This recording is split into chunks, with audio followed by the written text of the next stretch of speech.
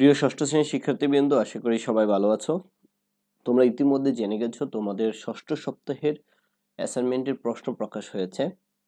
তোমাদের বাংলা যে অ্যাসাইনমেন্ট করতে দেওয়া হয়েছে সেটা হচ্ছে বাংলা দ্বিতীয় পত্রের উপর ভাষা ও বাংলা ভাষা বিরাম চিহ্ন এই অধ্যায়ের উপর তোমাদের একটা অনুচ্ছেদ করতে বলা হয়, অনুচ্ছেদ দেওয়া হয়েছে এবং সেটা চলিত রীতিতে লিখে যথাস্থানে বিরাম চিহ্ন বসাতে বলা হয়েছে।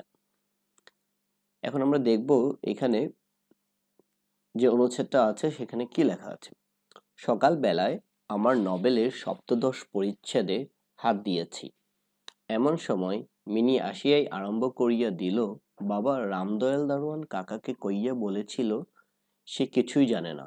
না, সে আমার লিখিবার টেবিলের পার্শ্বে আমার পায়ের কাছে বসিয়া নিজের দুই হাঁটু এবং হাত লইয়া অতি দ্রুত উচ্চারণে আগডুম বাগডুম খেলিতে আরম্ভ করিয়া দিল। আমার গড় পথের দ্বারে। হঠাৎ মিনি আগডুম বাগডুম খেলা রাখিয়া জানলার দ্বারে ছুটিয়া গেল এবং চিৎকার করিয়া ডাকিতে লাগিল, কাবুলিওয়ালা ও কাবুলিওয়ালা। এখানে কিছু সাধু ভাষা দেওয়া আছে, সেখান থেকে সাধু ভাষা যে শব্দগুলো আছে সেটাকে তোমাদের চলিত ভাষার শব্দে পরিণত করে তারপর যথাস্থানে বিরাম চিহ্ন বসাতে হবে। এখন এটা সমাধানটা দেখব। সকাল বেলায় আমার নোবেলের সপ্তদশ পরিচ্ছেদে হাত দিয়েছি, এখানে একটি বিরাম চিহ্ন ব্যবহার করা হয়েছে। এমন সময় মিনি এসে আরম্ভ করে দিল, এখানে যে সাধু ভাষাটা ছিল সেখানে চলিত ভাষা ব্যবহার করা হয়েছে, তারপরে কমা ব্যবহার করা হয়েছে, তারপরে উদ্ধরণ চিহ্ন ব্যবহার করা হয়েছে।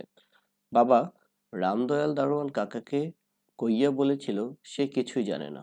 না, না, এখানে উদ্ধরণ চিহ্ন ব্যবহার করা হয়েছে এবং প্রশ্নবোধক চিহ্ন ব্যবহার করা হয়েছে। সে আমার লিখিবার টেবিলের পাশে আমার পায়ের কাছে বসে নিচের দুই হাঁটু এবং হাত নিয়ে অতি দ্রুত উচ্চারণে আগডুম বাগডুম খেলতে আরম্ভ করে দিল।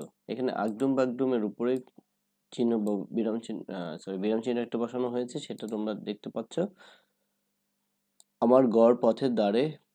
হঠাৎ মিনি আগডুম বাগডুম খেলা রেখে জানলার দ্বারে ছুটে গেল এবং চিৎকার করে ডাকতে লাগলো, কাবলিওয়ালা ও কাবলিওয়ালা। এখানে বিরাম চিহ্নটা যথাস্থানে বসানো হয়েছে, তোমরা এখান থেকে দেখে তোমরা বিরাম চিহ্নটা যথাস্থানে বসিয়ে চলিত ভাষায় রূপান্তর করে তোমরা আনসার বসিয়ে দেবে। তোমরা যদি দেখতে না পাও আমি একটু জুম করে দিলাম, তোমরা এখান থেকে দেখে একটা স্ক্রিনশট নিয়ে রাখতে পারো, স্ক্রিনশট দিয়ে দেখে তারপরে তোমরা এটার আনসারটা করে ফেলতে পারো। আশা করি বিষয়টি বুঝতে পেরেছ।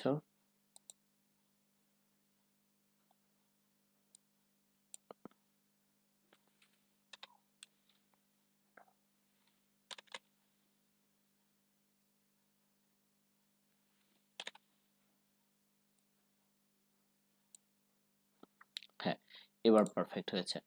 এখান থেকে তোমরা আনসারটা দেখে তারপরে তোমরা স্ক্রিনশট করে নিয়ে আনসারটা লিখে তারপরে তোমরা অ্যাসাইনমেন্টের উত্তরটা জমা দিয়ে দিতে পারো।